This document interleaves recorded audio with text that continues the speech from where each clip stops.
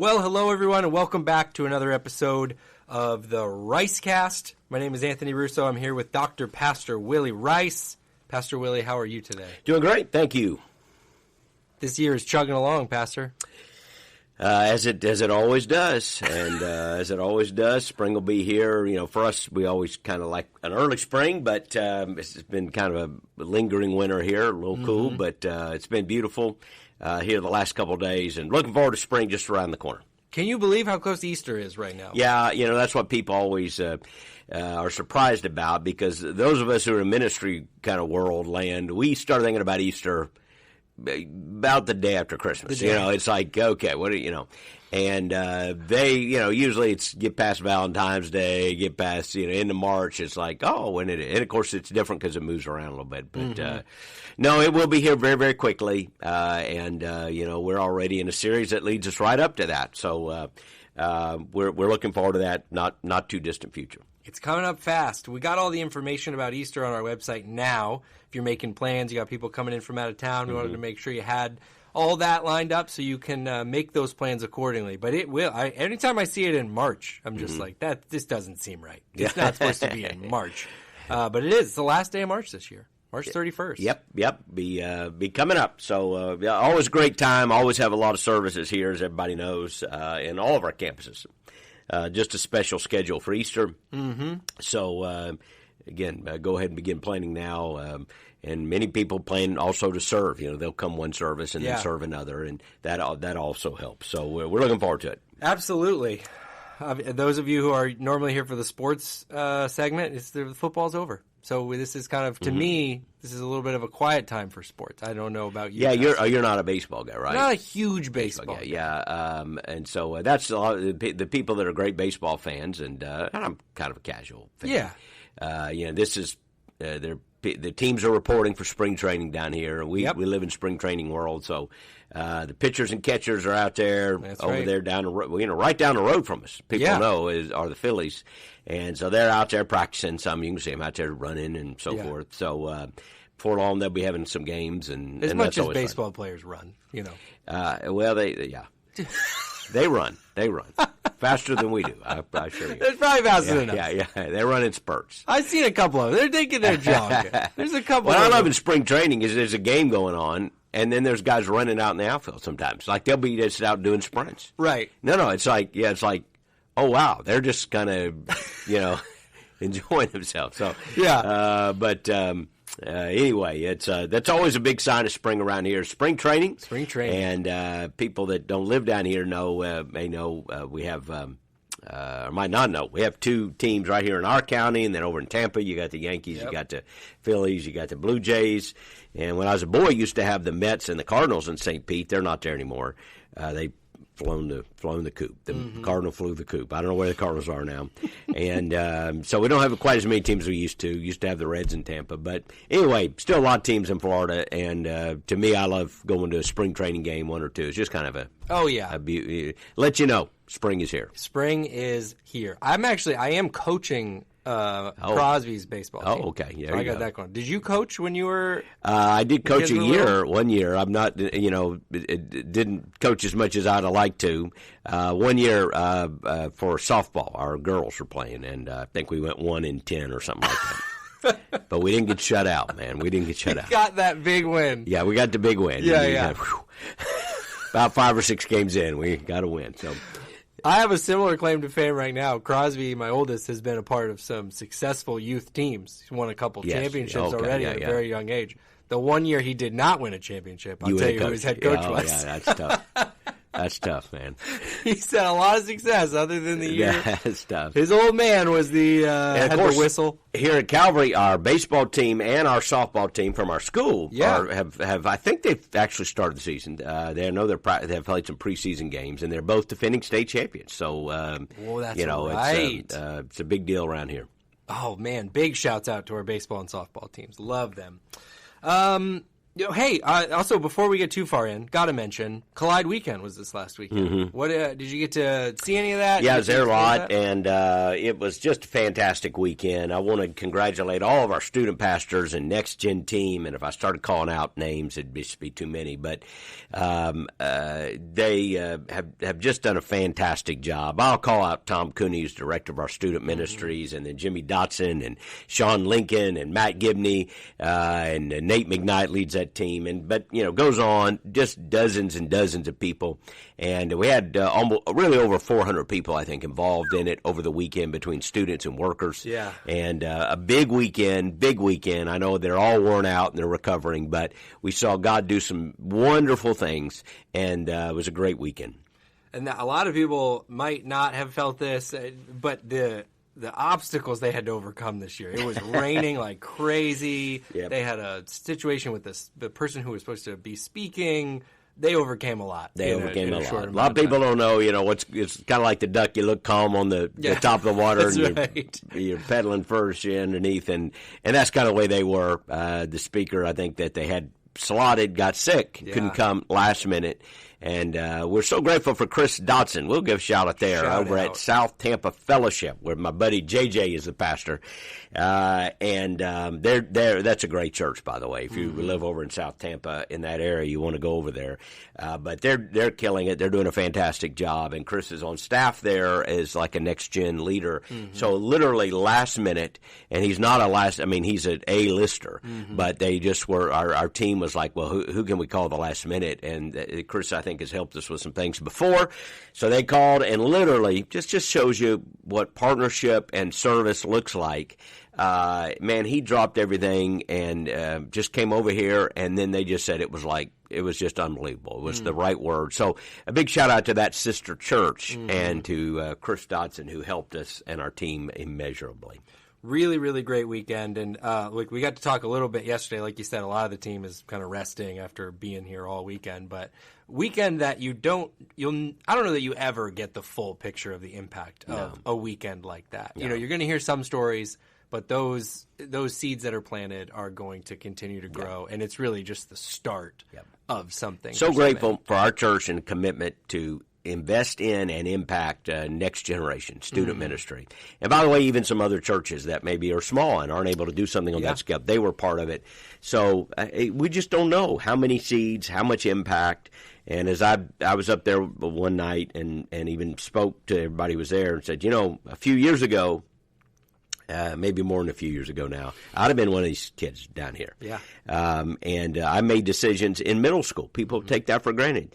But I made decisions in middle school that shaped the trajectory of my life, that changed it. Yeah. And so those are important years. These are important decisions. Yeah, absolutely. Awesome weekend. Love Collide Weekend, and this one was a phenomenal one that we just concluded here. Glad you shouted all those people out because it really is a lot of effort that goes into that. We continued on this weekend in our sermon series. The Jesus Code. This has been, I just feel like this is one of those series, again, me personally, I've learned a lot. Every one we come up to, it's an interesting, these are the I am statements of Jesus. Right. And it's interesting, I've heard it used with different inferences to the Bible, but it's one of those diamonds. Yeah, you turn it over and see something different every time. And believe me, I feel that way as a teacher.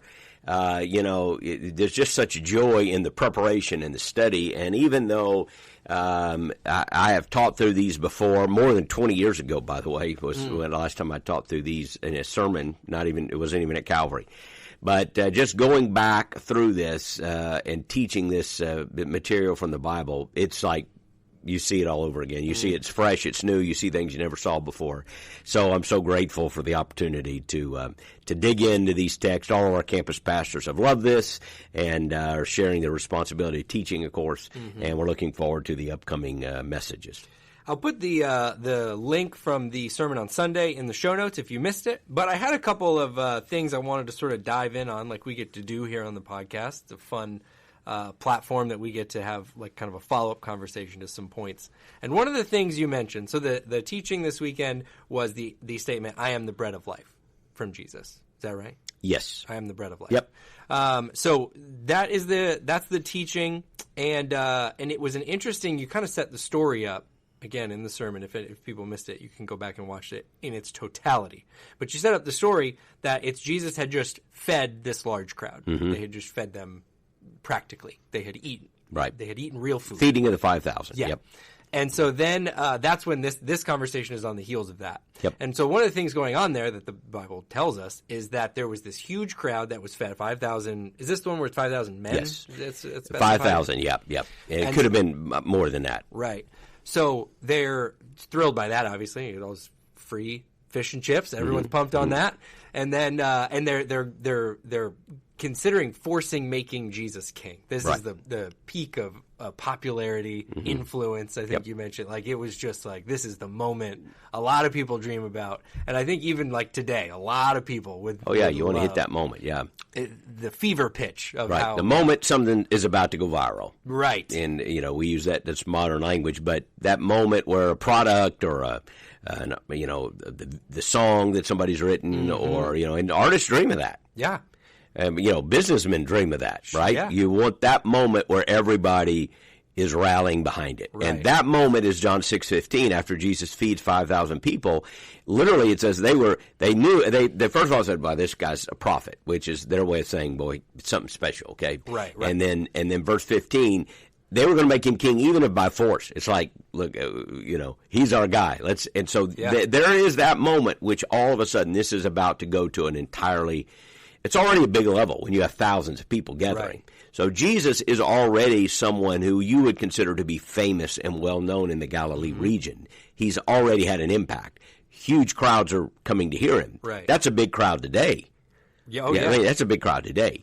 And huge crowds are coming to hear him, and now they're like, this is our king. We want to make him king. It's a pivotal moment, and then, as we said, everything changes the next day. He goes to the next day, which was the teaching we spent the most time on, and he drops some very sort of controversial lines. Yep. He delivers some truths that are off-putting to people, and many people walk away. It says a lot of people leave. I think the text even said it was like disciples. Even many disciples who followed him left. So you go from this huge moment of everything is about to explode, and you got to even think like the inner circle disciples, like they're seeing their dreams come true. That's right. And then the next day, this sermon, this exchange with people causes people to start leaving. Even disciples were now leaving. So interesting. Again, the teaching itself is what we spent a lot of time on Sunday, and I'll say again, in the show notes you can watch the whole sermon there. But I think it's interesting because of all that we've just set up, you have this very large audience, this very large amount of influence, this moment where he's got the people right where he wants them. This might be something we would say today. Oh boy, they're just eating out of the palm of his hand, almost literally, because he's doing the loaves and the fish.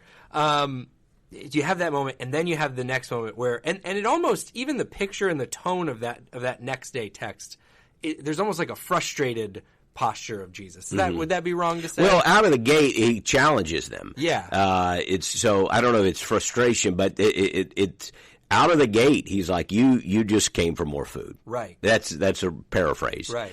You guys are just here because you want more food. You missed the point of the sign. Yeah. Which is to point to me. Right. And so it clearly becomes evident that they're not going to get another free lunch. And this is going to be a tough sermon. And about you missed the whole point. So it's somewhat provocative and challenging and, as you said, off-putting out of the gate. Yes. Right. And what's interesting is then you juxtapose that to a lot of people's approach to ministry, which would probably be the best to focus on today, is that they love day one of that story. That's the dream, That's the dream. I want to feel us. We plant a church, and boom, here we come. Yeah, it's huge. Everybody loves. They want to make me the mayor. They're going to force me to be the mayor of this town because my church is so popular. That a lot of people would view that as a success, and it almost is enough. And this is what I want your feedback on. I guess is just like, what is that search for that big audience, that influence, that crowd? Is it wrong to have a large following? Is it wrong to have a lot of influence? No. It's a great question because, it raises so many issues, and these issues pertain to ministry, and that's the world in which we live. But I also think they can bleed into the businesswoman who's listening to this, the businessman who's listening to this, the student, the influencer on social media, all those things. No, it's not wrong to want influence. I mean, ultimately, Jesus was exercising influence. The idea that the apostles go out into the world, they draw crowds. I mean, and he was speaking to crowds. If you don't want to speak to a crowd, you just don't speak to a crowd, right? You just go off. And but he did address crowds, and so it's a good thing to want influence. If somebody says, I want influence, it's a good thing. And if an artist wants to impact a lot of people, is that a bad thing? And certainly if you believe that you are, let's say, like in ministry, I am sharing truth. I want people's lives to be impacted. I want the Great Commission to be accomplished. Well, we long for impact. We long for influence. And when we see it, we admire it. We want to learn from it. So, no, it isn't wrong. But it sure is instructive to notice how Jesus handles that moment when it comes. Yeah. What do you take from that? I guess would be one of my things. Because we both serve here at Calvary, and we were just talking a little even before we started recording. I work in comms. I think I've shared many times. I'm the communications director here. Love my job, first of all. Oh, I'm glad to hear it. Second of all, it's like a text like this. One of our priorities, we would like people to come to events. We'd like a lot of people to come to events. Of course. And listen, I'll tell you this as a pastor. They're just so naturally joyful about, we just threw out a number of Collide. Right. Yeah. Okay. There were over 320 students involved, over 70 workers that are involved. It's exciting for us to say. We had 400. Yeah. Well, what if only 40 came? Right. Now again, in some churches that would be tremendous, and so I'm not. That's part of the problem with the numbers game is comparisons. But if far less had come than say last year or something, we would be kind of walking around here going, well, what did we do wrong? What's not happening right? And so you want this crowd. Sunday morning, you want a crowd. I mean, I want to look out there and see the building packed to the brim. Yeah. There's something, we look forward to Easter because of that. If you're doing an evangelistic campaign, you want the crowd, and so on and so forth. So, yes, you want it, but I think your question was, what do we learn then from how Jesus handled it when that moment happened? Well, I think one of the things we must learn is that drawing a crowd is not the final objective. That's not the win. That's a means to an end and can be a means to an end, and Jesus did draw crowds, so we must acknowledge he drew crowds. Yeah. But he didn't seem to be particularly enamored with the sense of being popular. It wasn't. He didn't just high five everybody and go, "Well, we did it. We got a crowd of 5,000." Right. In fact, the next day he got harder and chased most of them off. Yeah. And you get the sense that at the end of the day, Jesus still knew exactly what he was doing. And one of the lines we've used is he wasn't trying to draw a crowd; he was trying to build a church. And now, I've heard pastors say, you can turn a crowd into a church. But a crowd isn't a church. Meaning you can take a crowd, and if through the right process of preaching the gospel and discipling people and so forth, you can, out of that, a church can be birthed. It takes people to have a church. Yeah, right. But a crowd isn't the same thing as a church. Yeah. Because Jesus had a crowd of people, and even some of whom were called disciples. But by the end of the next day, when more truth became known and harder truth became known, and some of their expectations were not being met, that crowd quickly dissipated. So I think the first lesson you learn is that a crowd is not a church. Therefore, the crowd is not the big objective. It's not the great win. It can be a means to an end, but it is not the end. And great mistakes happen in people's lives and in ministry if the crowd, the number, the success becomes the end. Right. And I think in America that has happened a great deal. Right. Yeah, well, and it is certainly an easy trap to fall into because metrics in this area are hard. That's an easy thing to measure. Yeah, and that's a great point. I mean, the reason this is easy, And the reason it is so insidious, so dangerous. One is it is an easy metric, and we like to measure things. Who doesn't want to measure things? Right. You want to measure, am I winning or losing? Am I succeeding or failing? Mm-hmm. You look at your bank account. You want to know, is this enough or is it not enough? Am I prepared? Or, and so on and so forth. We use measurements all the time. That isn't necessarily wrong. There is an instinctiveness, an instinct to say, how do I measure health? Yeah, yeah.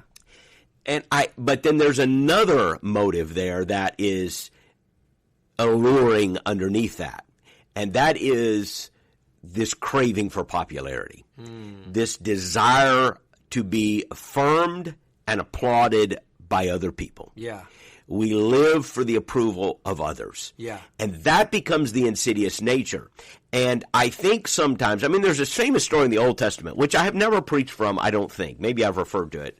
But someday I'll have the guts to preach from it, because I think it would be a fascinating but challenging exegesis. I would actually love to. It's never fallen into a series. But it's that story where David, toward the end of his reign, counts the people in the country in order to know how many troops he could have. Yeah. And he gets judged by this. And it's a story. It's a very interesting judgment also. It seems to us disproportionately harsh most of the time if we read it. Right. And so the question is raised, in what way was he sinning by counting? Right. Is counting wrong? Mm-hmm. Is it wrong to know how many people live in your country? Is it wrong to know how many people can fight in your army? Mm-hmm. Other times the Bible we're actually told to count. That's right. The cost of our troops before you go to a battle. Yep. You count, know whether you got enough to win or lose. How do you know that if you know? So I don't think anybody is thinking that. It just can't be that. The problem is counting. Mm-hmm. So what does that leave us with? The motive behind the count. Mm-hmm. And that must be the sin of David here. Right. Has to be. Yeah.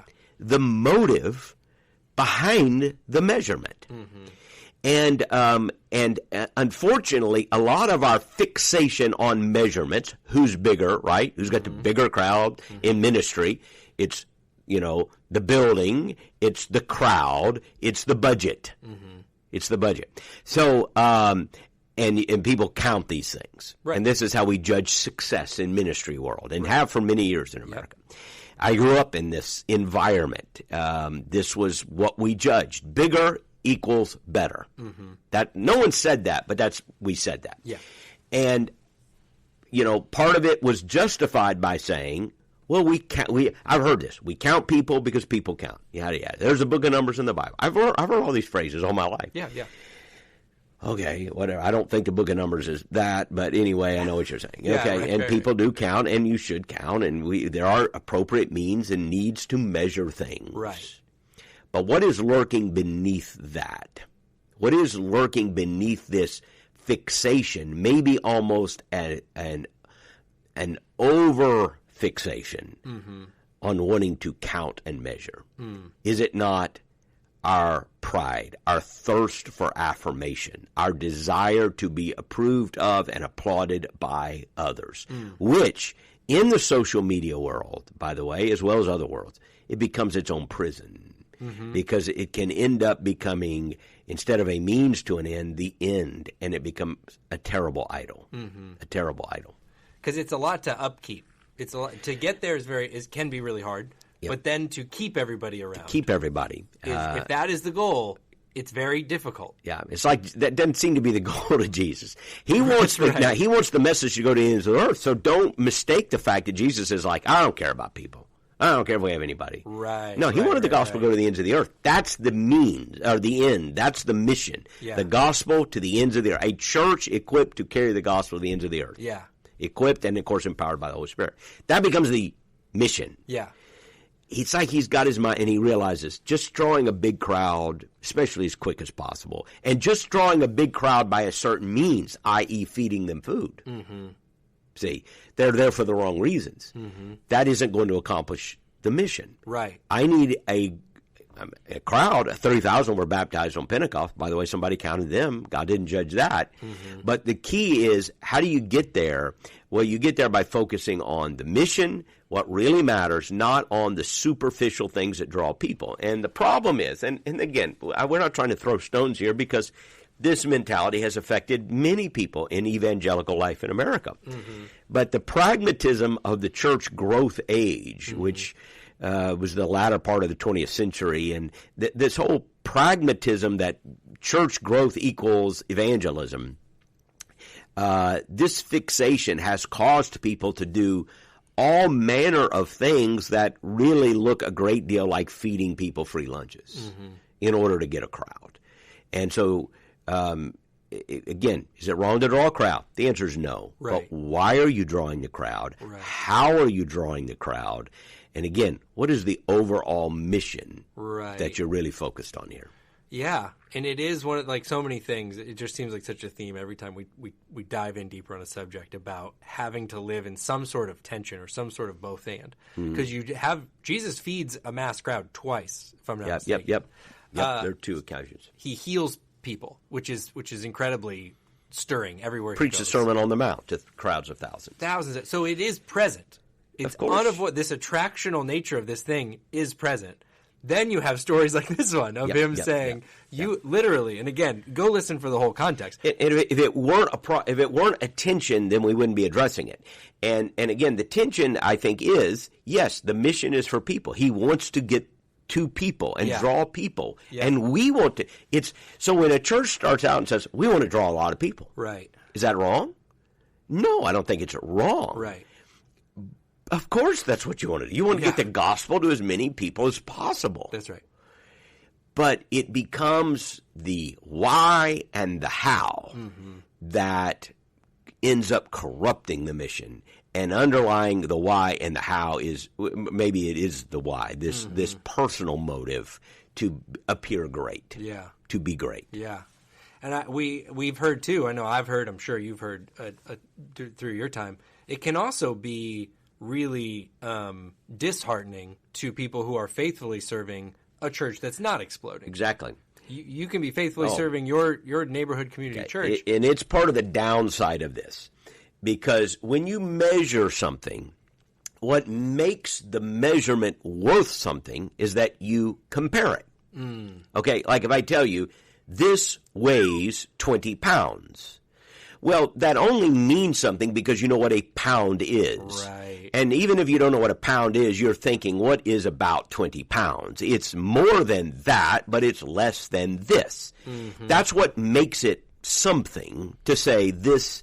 I'm giving you 20 pounds of flour. You go, seems like a lot. That's less than, a car, but it's more than whatever, salt shaker or something, somewhere in that vast. Yes, yeah. So comparison, measurement means inevitably you're comparing. Is a crowd of 5,000 large? It depends, doesn't it? It depends on the measurement, what you're comparing to. Is a crowd of 5,000 large? Not if it's the inauguration of a new president. If the next president has only 5,000 people, there's so many jokes I want to make in this that I'm going to avoid. If the next president has 5,000, we're going to say, boy, that was not many people came. Right. If it happened at a small country church, we'd go, man, it's unbelievable. They had 5,000 people. Right. So comparison. And the problem with comparisons is you're not looking at apples to apples. Your problem with comparisons is that it can have a negative effect. On one hand, it can inflate a person with pride. I have 5,000 people. On the other hand, it can inflict a person with a sense of failure or even self-pity or feel like they fail because I don't have 5,000. We only had 100. Right. But it's two different things. I heard a guy say one time, and I forget the source of this, comparison is the end of beauty. He said comparison is the end of beauty. When you start comparing one thing with another, then it destroys the uniqueness of a thing, the particular beauty of a thing. There's always that annoying person, if you take a trip to the Smoky Mountains, let's say, the beautiful mountains of North Carolina. Yeah. And which we go to, and I understand you were at recently, and we go up there and see the beautiful. Well, have you ever been with a group and you're standing there and they go, yeah, but this is nothing compared to the Rockies. Yeah. And you want to go, well, I'm not in the Rockies.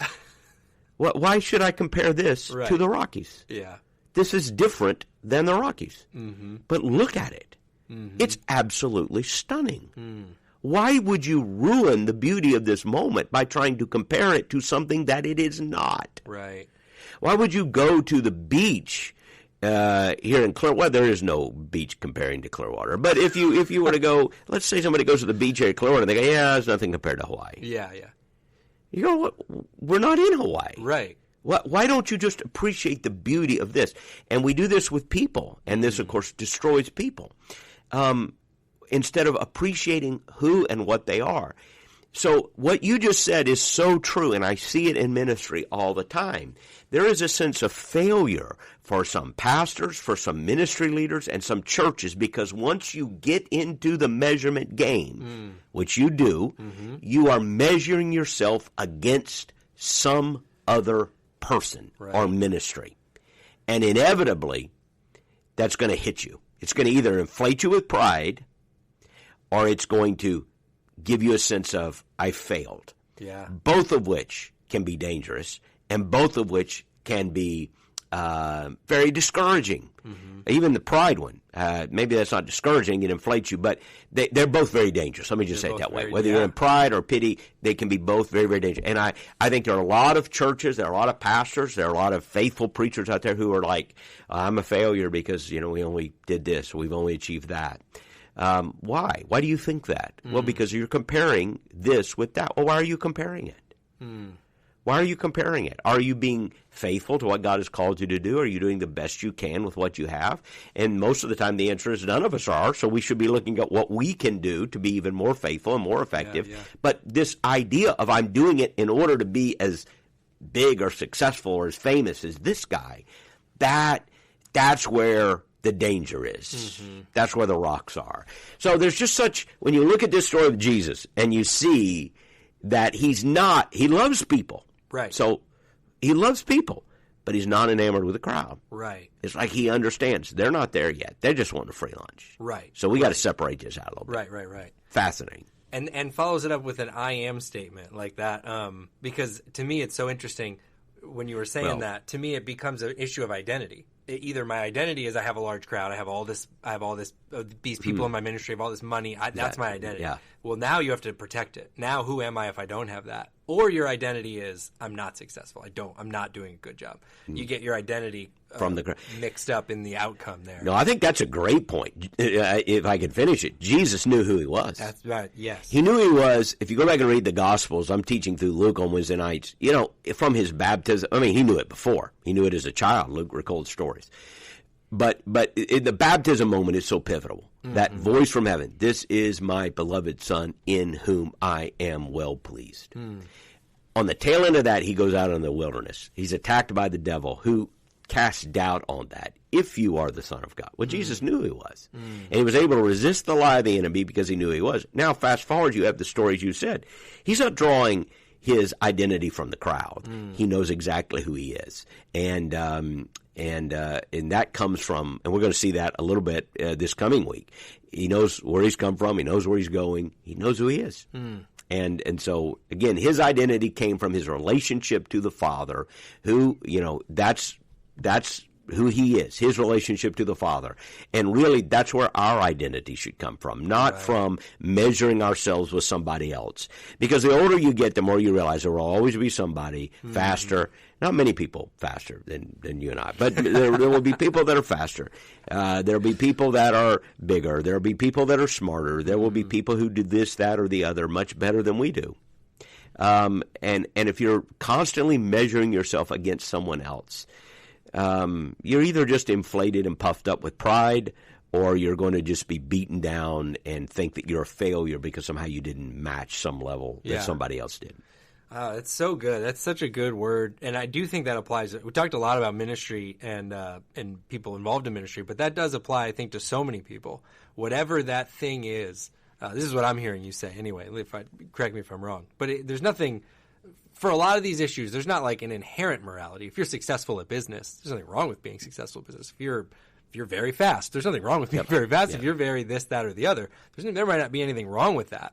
But don't get your identity tied up. Yeah, I would say there are inherent dangers, which does not mean you shouldn't do those things. If you're a runner, you want to run fast, you want to compete. If you're an artist, you want to produce beauty, right, which inspires people. Mm-hmm. You want that.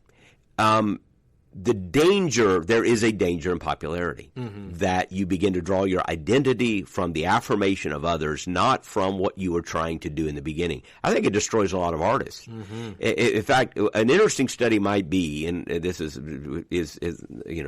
not being an expert on like music or pop music or things, but when you study artists, it's interesting how they have this burst of creativity at certain moments in their life. Mm-hmm. It usually doesn't last more than a decade. I'm talking about the biggest artists. Yeah.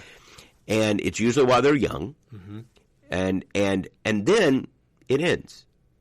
Have you ever noticed how many of them, they'll write songs over a period of about a decade, and then they live off of that the rest. If they got to be big enough to live off that the rest of their life. Yeah. And 20, 30 years come by, and they haven't really written anything else you want to hear much. I wonder sometimes if that isn't because the success almost turns on itself, and you begin to draw your identity from the success rather than the thing which inspired you to begin with. Mm-hmm. And maybe there's a certain inevitability of that in life that we all are going to battle against. And so, again, it doesn't mean we shouldn't want to be successful in whatever we are endeavoring to do. It means we should not worship that. We should not idolize that. We should not draw our sense of identity or meaning from that. It's very transient. And remember, another lesson in this story is the crowd that wants to make you king today will try to hang you tomorrow. Mm-hmm. Bobby Bowden used to say it's 6 inches from a halo to a noose. And there's a lot of truth in that. Yeah. Oh, it's so true. Oh, man, thanks for talking some more about that. I think that's just such a real thing for so many people that they deal with. And, I think that was great. So thanks for sharing on that. Again, if you missed the sermon from this last Sunday or the one prior, as we move along this series, you can check out the YouTube channel, and I'll put the link to that in the show notes. So you can get caught up for another great Sunday this coming Sunday, Pastor. Looking forward to it. And it's going to be great. We're coming from John 8. And Jesus is the light of the world. So it'll be a great day. John 8, Jesus is the light of the world. It's going to be a great Sunday. We hope to see you. As always, if you want some more information about Calvary Church, service times, locations, all that stuff, you can get that at calvary.us. We hope to see you this Sunday, and we love you. We'll be back with another podcast episode here very soon.